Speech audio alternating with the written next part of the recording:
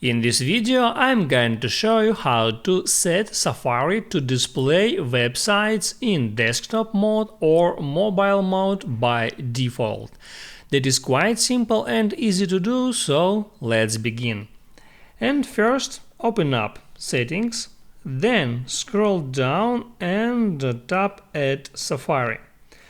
There, scroll all the way down until you find Request Desktop Website, and there you can enable or disable that option. By default, this option is disabled, so if the website got the mobile version, it will show by default.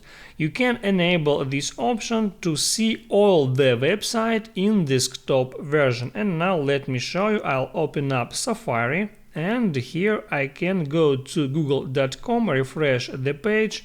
And now, as you can see, I got the desktop version of Google website that is kind of small on that screen. And now I can go back and disable all websites feature, then go back to Safari, refresh the page, and now I got mobile version of google.com. That's how it works, guys. If this video helped you out, don't forget to like and subscribe.